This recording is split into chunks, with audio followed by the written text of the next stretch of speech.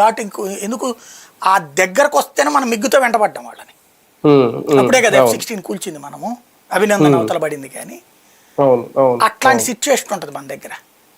మనం టాక్టికల్ విన్నే కాదు, physical win కూడా మనకి చేతొచ్చు. బట్ మనం ప్రిపేర్డ్గా కూడా ఉండాలి. అవును సార్. ఇందులో రాజకీయంగా ఒక చిన్న ప్రశ్న ఏంటంటే, ఆల్రెడీ దీన్ని అందరూ స్వాగతిస్తున్నారు, హర్షిస్తున్నారు. రాహుల్ గాంధీ లేదంటే కేజ్రీవాల్ మొత్తం అందరూ కూడా, ఈవెన్ ఈయన కూడా అసదుద్దీన్ ఓవైసీ కూడా ఈ దాడుల్ని ఆయన స్వాగతించారు ఒక రకంగా. అయితే ఇందులో చిన్నదే, మల్లికార్జున్ ఖర్గే చేసిన వ్యాఖ్యల్ని ఎలా చూడాలి? మొన్న జరిగిన ఆ అటాక్ 3 రోజులకు ముందే తెలుసు నరేంద్ర మోడీకి, అందుకే ఆయన ప్రోగ్రాంలు కూడా క్యాన్సిల్ చేసుకున్నారని చెప్పడం.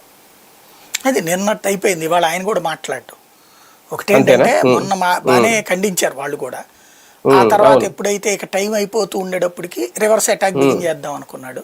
నిన్ననే మాట్లాడాడు. వెంటనే మళ్ళీ వాళ్ళ ఇష్యూ రాగానే అందుకనే కాంగ్రెస్ పార్టీ కూడా సమర్థించుకొచ్చింది.